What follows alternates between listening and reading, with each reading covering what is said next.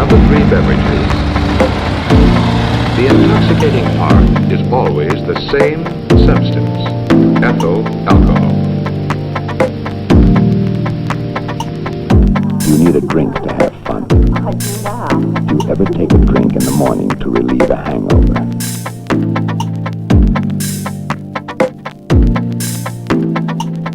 The more alcohol that reaches the liver at one time, the more alcohol goes on to the heart unchanged.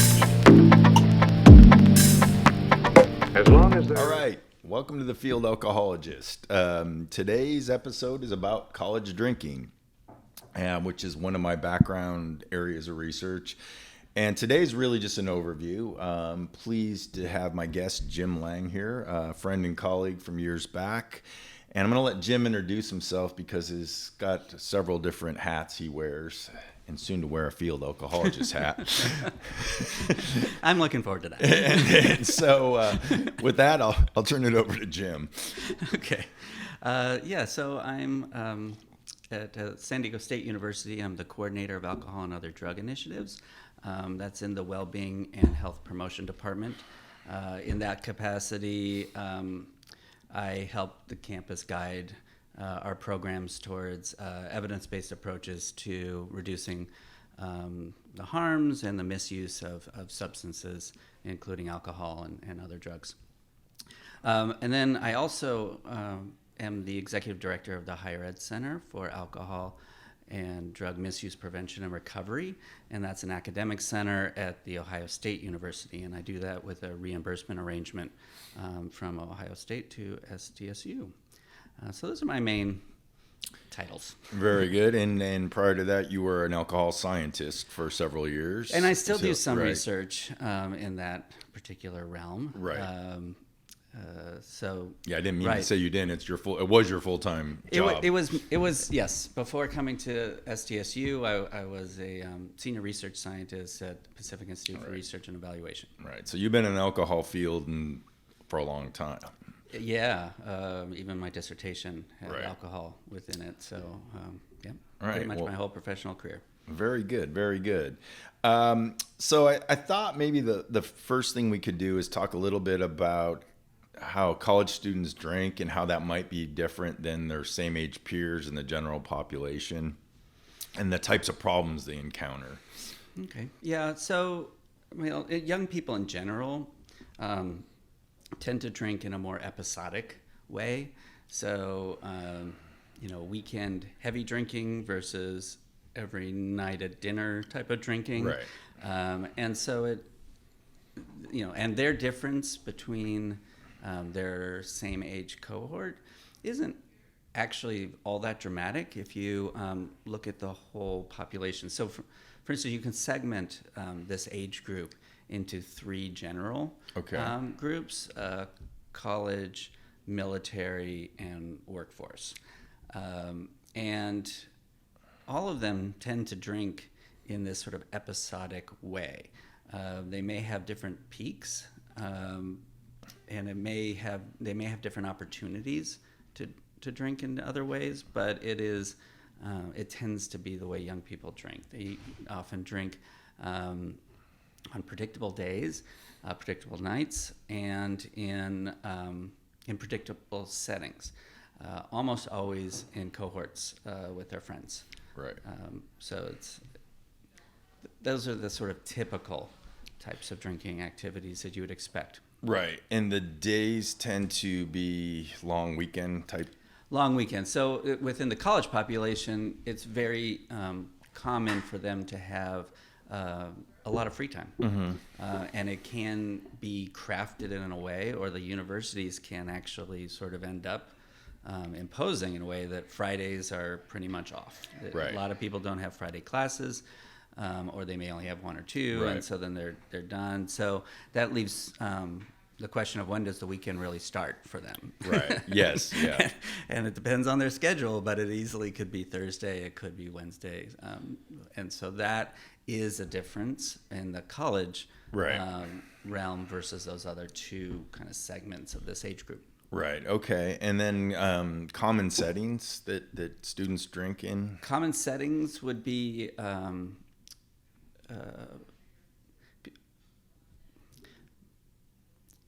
I don't know if I can break it down into percents. Right, sure, that's fine. But because many of them are underage, Right. There's going to be personal spaces. Right. So friends' houses or apartments, in dorm rooms, depending on the policies that the dorms have. But it tends to be in those sort of locations. Sometimes it's in open spaces, like if we're in San Diego, there's a beach. But of course, the beach now here in San Diego is alcohol free, so it's not as sort of available as a location. But of course, it still happens. So there tend to be in those sort of locations. Now, it is possible for young people to get fake IDs that can work to get them into licensed establishments, but in terms of the heavy drinking amongst those who are underage, it's going to be more those sort of social settings where it's available to do it out of supervision. The college population does include a pretty large group of over 21s, and there tends to be specific little hospitality zones that are attractive to them. It tends to be, they're price sensitive, so it tends to be some of the cheaper places that allow for the type of drinking that they intend to do, which again is in groups of friends. And so, a sit-down table restaurant isn't usually what they're looking for. They're looking for more of a nightclub feel where they can have the social interactions that really are a major part of the setting that they're setting up. Right. And since you mentioned you're in this national center, the higher ed center,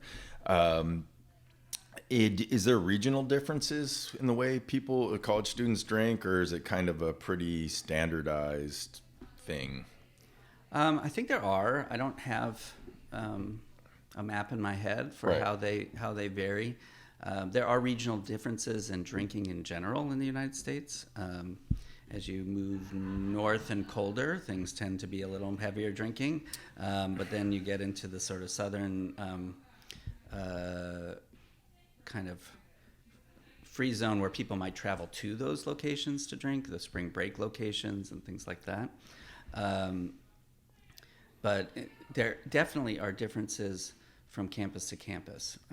So if you look across the board, you will see there's variability in the type of drinking and the sort of extent of heavier drinking within different campuses.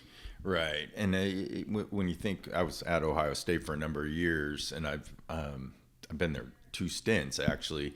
When I was first there in the early 1990s, there was a huge college bar district there.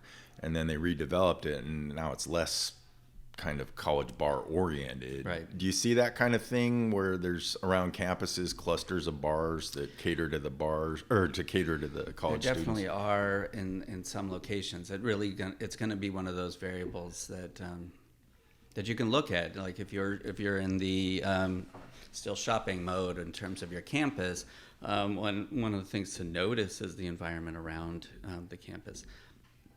There are some that are,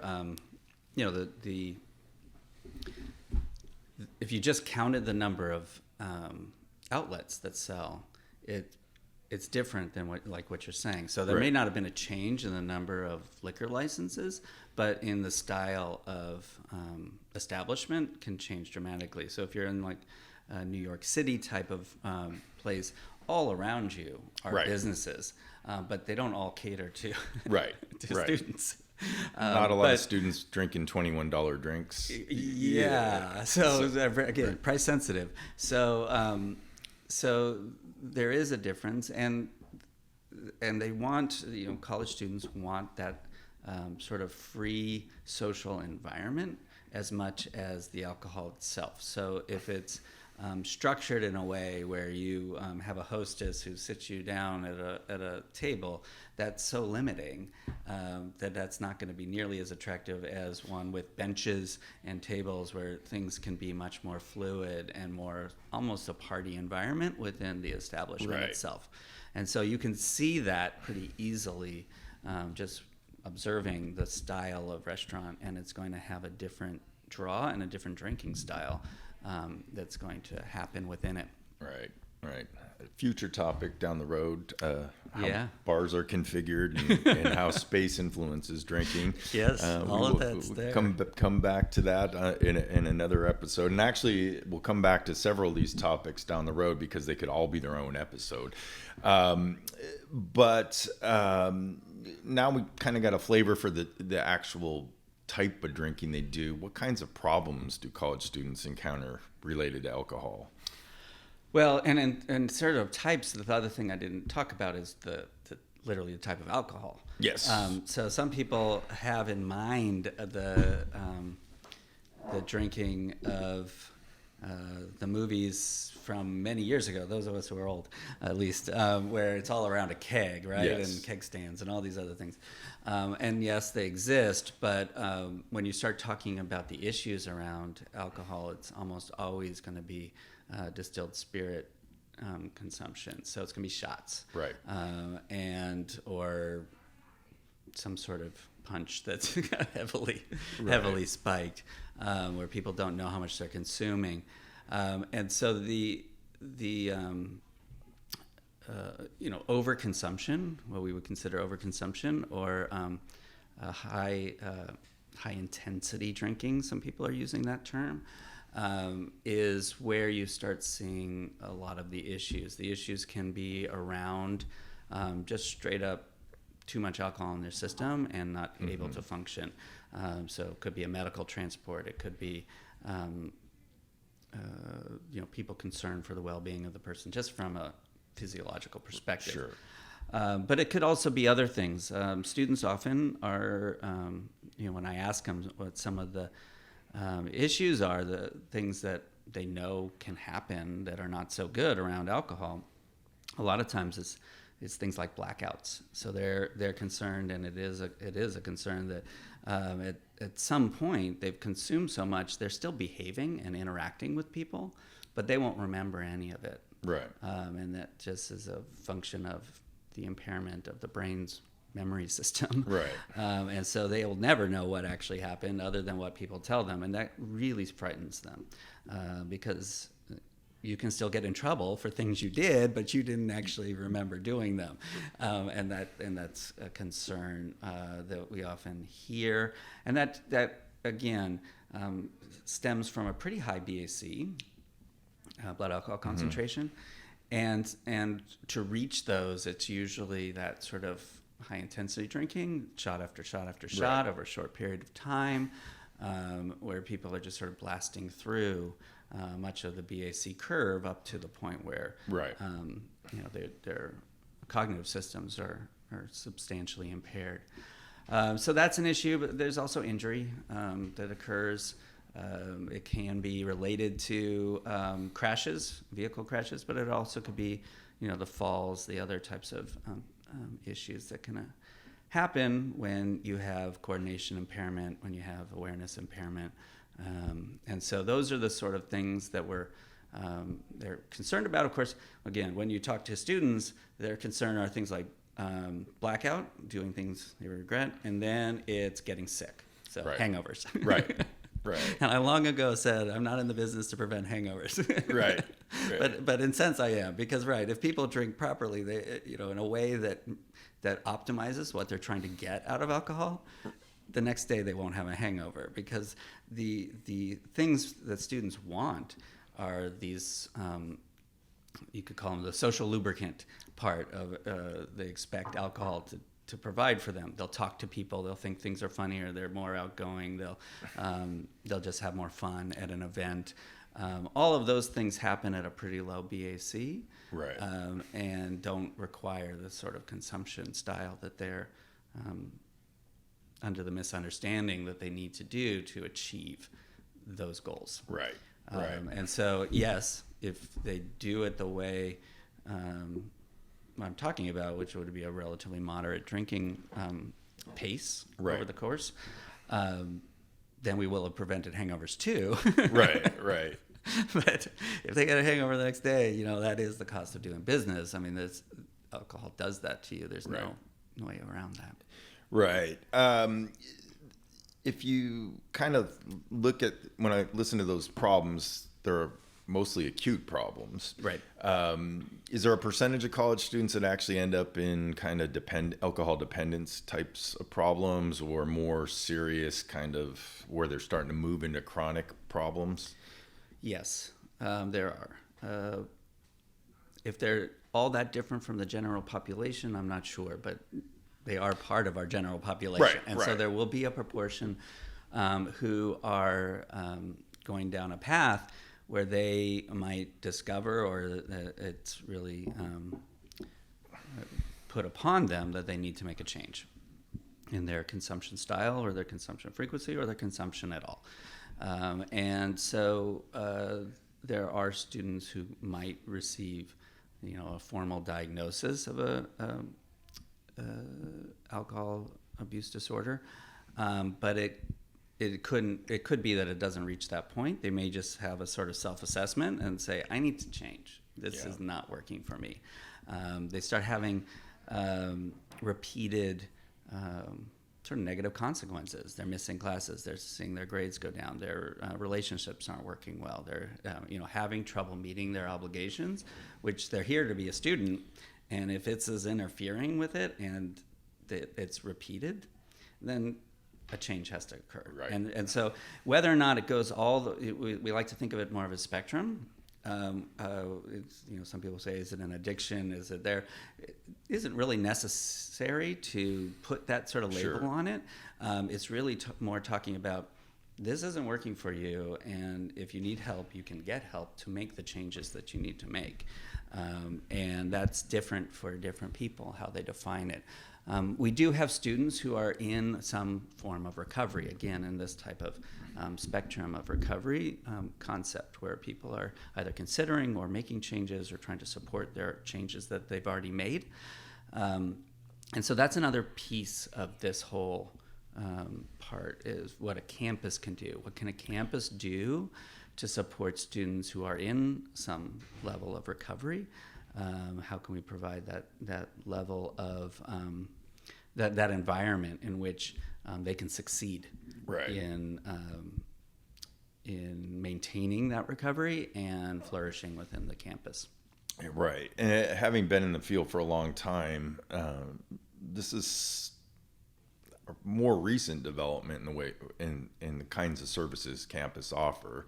I remember 20 years ago, it was primary prevention, education types of things, and you didn't have a whole lot on campus to a couple AA groups or NA groups or something like that. Right. So it seems like it's evolved. Maybe you can talk a little bit about what a good college campus does in terms of alcohol-related programming.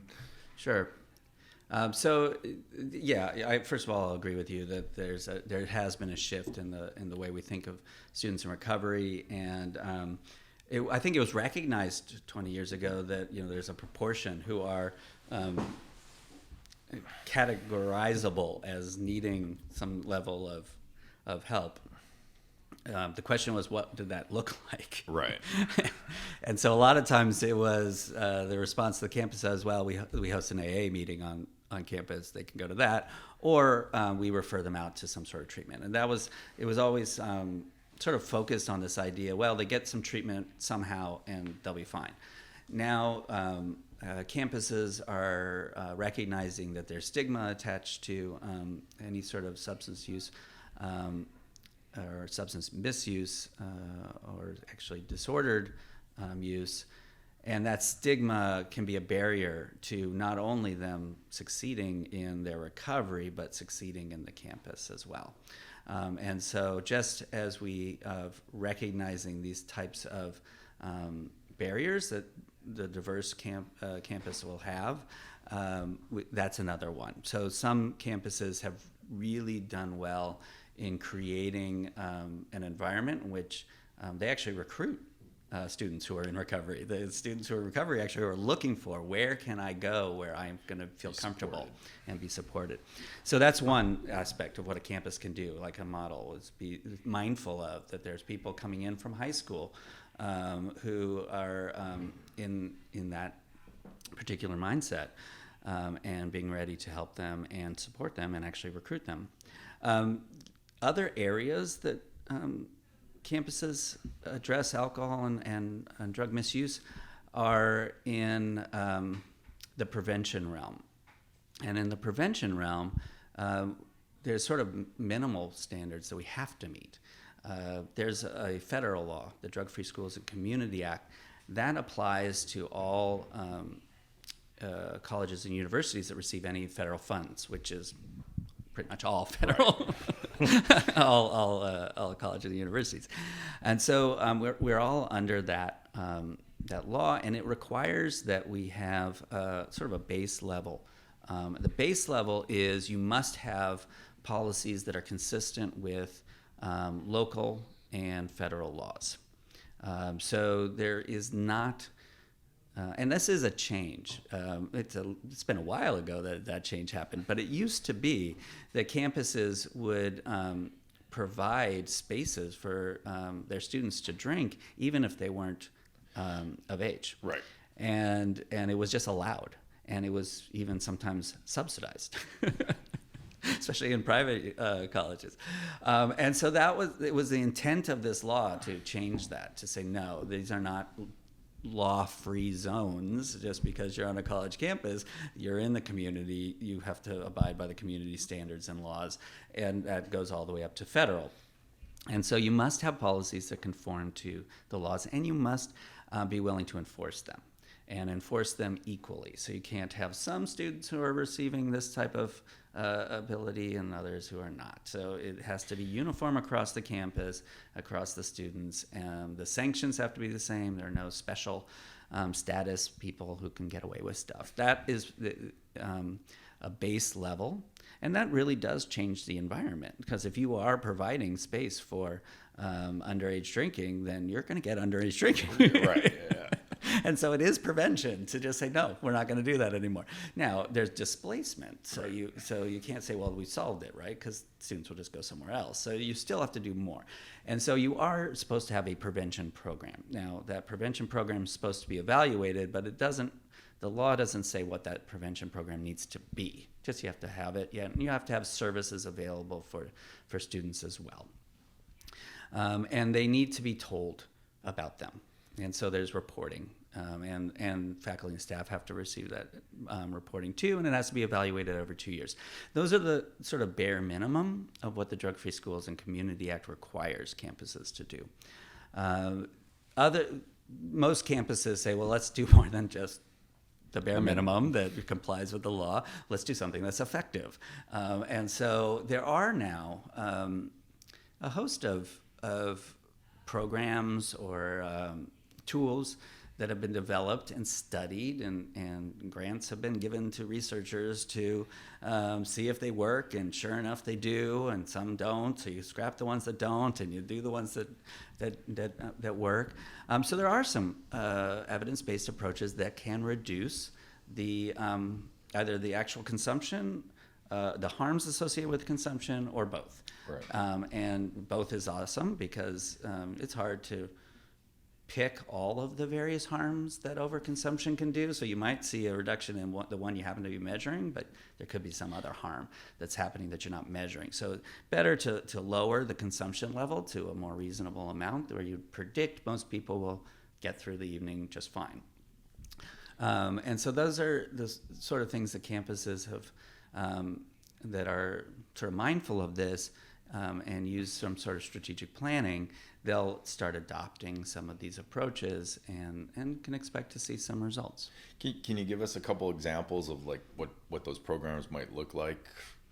Yeah, so a lot of these programs, I like to call them motivational focused. I tend to categorize the function of a program. It's a little different than some people do, but basically a prevention program can impact the motivation to consume, the access or ability to consume, or can divert people who are actually interested in doing something else, but alcohol was tied to it, and you can get them into another space. So in the motivational area, there has been some work that has demonstrated effects in a couple ways. Sometimes it's as simple as having students take some sort of evaluation of their consumption and then get some feedback about it. So it kind of forces them to go through the week and say, how much did you drink this week? Is this a typical week? And then put it in some sort of perspective. The perspective of, actually, most students don't drink that much.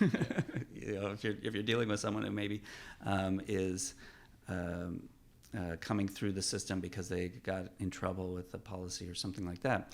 And this assessment of their consumption level and really what their peers are doing can be enough to change a motivation. And the motivation, of course, is really this idea that you want something that you don't have, and so that's the gap between the goal and your current state.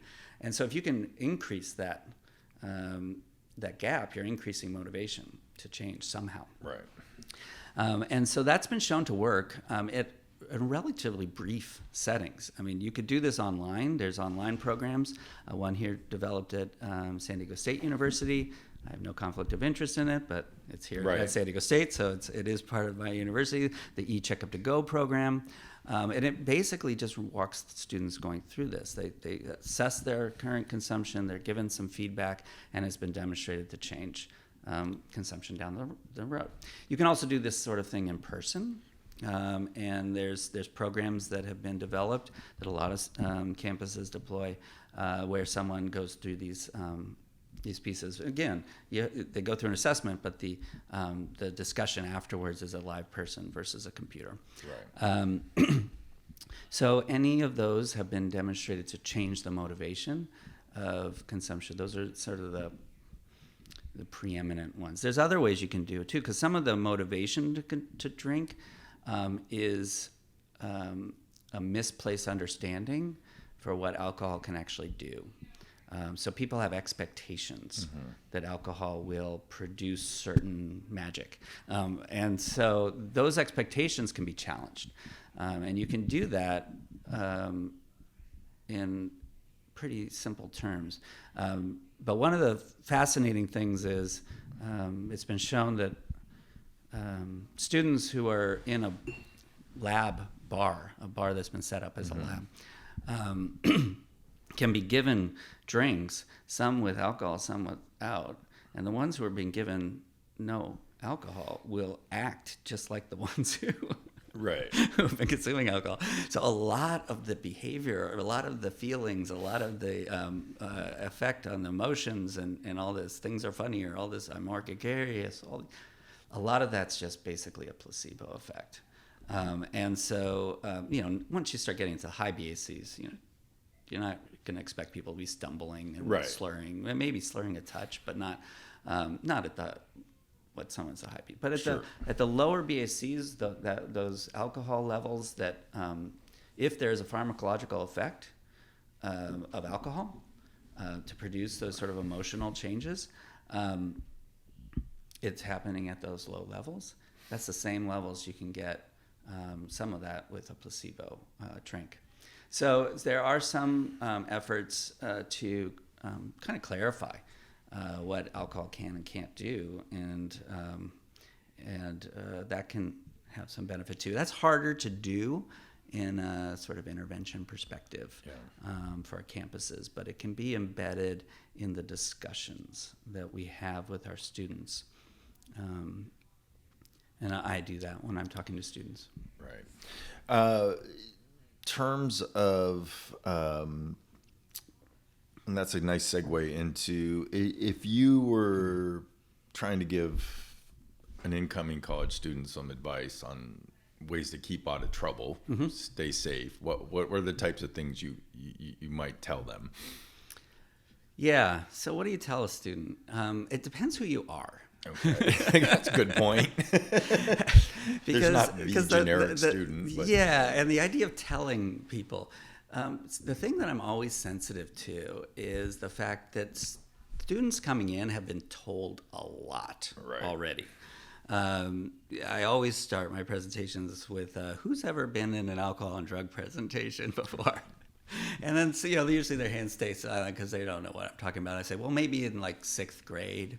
Yeah. And then you get maybe in 8th grade, maybe in 10th grade. They've been through a lot of education that's told them, what the harms of alcohol would be, and the legal consequences and the brain development. People are starting to work that into discussions because we're in better understanding that the brain is still developing well through the college years, typical age college years. And so those are what they're coming to the table with. And then they see me and they're like, okay, he's going to tell me the same thing. He's going to tell me what to do. And I do my best not to do that because once you put yourself in a position where you're the teller and they're the listener, you're imposing something on their freedom. Everyone likes their freedom. I like my freedom. I don't like to be told to do stuff. And when you sense that you're being constrained, there's a really natural, some people say this is a United States-centric thing, but maybe it is, maybe it's not, but it's a really natural response to push back on this. And it's called reactance. So at first you're resistant to it, but you might actually push back. If you're pushing back, you're actually working the opposite direction in the way I'd like to see you go. Right. And so that's reactance, where you can actually get the wrong way, where you can, and people have done this with research and have found that certain ways of presenting the material can actually increase drinking. Right. One great way to do that with college students is have a uniformed officer come in and tell them all about the problems of alcohol. Right. That's a great way to activate all that freedom, constraint, reactance, pushback, and it actually increases harm. Yeah. And so that's not what we're after. It could be the same information, but instead it's done in a different way. So really, it's a matter of trying to get the students to explore for themselves where alcohol fits within. Now, of course, we always talk about the fact that Drug-Free Schools Community Act or whatever, there's laws, right? And if you're a new student, if you're a traditional age student coming in, you're 17 or 18, the first weeks you're here on campus, it's illegal. And you can get in trouble, and you should know that, and they do, and they're told that. So don't misunderstand. But but if they are going to be in one of these house parties or something where the campus doesn't have any kind of monitoring, it's going to be up to them to decide what to do next when the alcohol is present, and if they've had a drink, what to do next after that. And after that, and after that. And that's where they have to have the wherewithal to make choices and understand where they would like this alcohol to take them and where they would like it not to. And so it really is a matter of having them clarify the goals they expect alcohol to give and how you drink in a way that is going to achieve those. And the bottom line is they don't understand usually what their BAC will be after 5 shots, and that it's going to be well past where they want it to be to achieve what they want. They'll be into those zones of blackouts and things like that. So that could be happening in the pre-gaming before they even go to an event. And so we talk about that, and I talk to students about that, but it's done in a way that's more of an exploration of those goals and an education about how to achieve them by understanding the blood alcohol concentration curve. Sure. Now that's me coming in doing that. A parent would be different.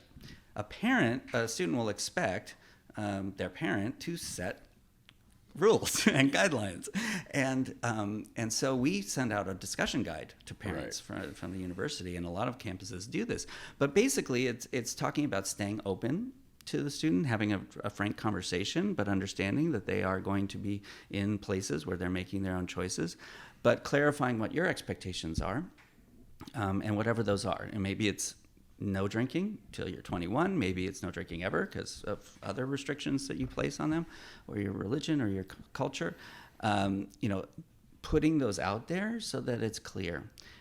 And a lot of times people don't expect that will impact the student. but in fact it does, and the research demonstrates that. That students who have had those sort of conversations with their parents will have a level of risk protection than students who do not. So basically it's first of all, be clear with yourself what you actually would like the outcome to be for the student. So if you're a parent, is it that you don't drink at all, drink to the point where you don't get in trouble, maybe occasional drinking, whatever is your comfort level. Because even if your comfort level is a substantial level of consumption, setting those, what does it mean to be beyond that, and setting what your expectations are, gives the student some parameters, and they actually still matter when it comes from a parent. So again, it's who's doing the telling, right, is a really important component, right, of how it gets received. You know, and listening to you, it sounds like a lot of these things aren't necessarily super expensive, either for the campus or for a parent, right? I mean, it's a little bit of effort. When you've got software that's, you know, can be reasonably priced and reach your whole student population. So campuses don't necessarily need to have millions of dollars to address this. I can't imagine any campus is putting millions of dollars. No, they don't. But if they are, I'm going to find out which campus that is. And get a job there. No, it is pretty inexpensive. That said, when you start looking at it from a community perspective, then you start talking about maybe not direct costs, but change in potential revenue and change in the potential. So, I mean, if you were to craft an environment in which students, you basically can expect binge drinking if three things are present. Access to alcohol, a facilitative social environment, and for young people, lack of supervision. Mm-hmm. If you put those three things together, not every person is going to consume excessively, but you'll get consumption that is problematic. And so to craft an environment in which access is limited, where there is supervision, and the facilitative social environment is in some ways shaped by those two other things, but it isn't always. Like if you were to just stick a bunch of beers on a table and have students walk in at 9 a.m. And leave the room, there's not going to be a party that suddenly occurs, because it's just like, that's a weird environment. It's not really what they're expecting. It's not that sort of social expectation. You do that same thing late at night or in the evening at a person's apartment. It'll be a little different. It'll be different, right? Because that's the place that's expected. So these sort of place that's expected, the social norms around the consumption is a part of it. But then if there's supervision, it will be less or none. If those beers aren't present, then there'll be none. Right. And so how you actually construct that world, that could be where expense gets in a long term, probably effort. Long term, because it could include things like you're looking at the city ordinances, the city process of putting in liquor licenses, policing standards, and all of those sort of things. That doesn't happen overnight, and it takes a community coalition approach where you're really looking at back to those, what's that bar district like, and how do we change that if we think that's a source of the problem? It will take money. It may not be the universities, it may take their effort, but other people are going to be investing in properties and other types of aspects of the community. That's where the expense may be, and potentially loss of revenue, because of course the reason these things pop up is because someone's making money on it. And so, there's a cost, opportunity cost, and there's also going to be other costs associated with making that sort of change. Right. And I guess maybe the last question we can have, in case anyone watching or listening to this wants more information, like good websites that people can hit. There's a couple. You don't need to know the link. Yeah, We'll put so the link in the show notes. I'll do my but- best with the link, and you can either edit it out or God, he nailed it. Okay, so collegedrinkingprevention.gov. Okay. collegedrugprevention.gov. I think it's college. It might be campus drug prevention that the DEA just recently launched. Okay. And it's a very nice resource. When people hear the DEA, they may be like, oh, they're just like, I mean, they are an enforcement agency, but this is their prevention wing, and they really have taken the evidence-based approaches to how you do prevention. So that does include things some might throw in as harm reduction and other types of approaches, but generally a strategic plan. So it's a great new source that's just got launched the last couple months. Another place to look is, I think it's college drinking prevention from NIAAA. So look for that link, whatever their actual URL. We'll get it. Excellent. And they have guidebooks, and they have really good information. I would look there next. And then my center at the Ohio State, it's a national center, as we said. So there's some free webinars that we put out there for professionals. Is really our target, because we try to make sure that the professionals have the tools to do their job. But I think parents would find a lot of this information fascinating as well. In fact, there will be a webinar very soon on the parent piece and what campuses can do to activate parents to be a partner in this prevention. So that's at the HECAOD website. And so that would be another place to maybe explore. All right, great. Well, thanks, Jim. I appreciate your time and knowledge, and hopefully we'll get you back for some other topics down the road. Sounds fun. All right, thanks.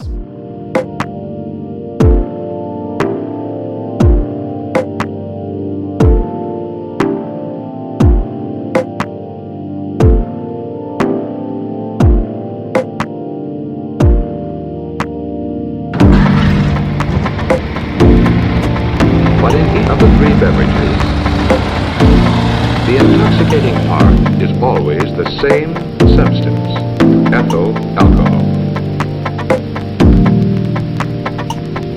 You need a drink to have fun. I do now. Do you ever take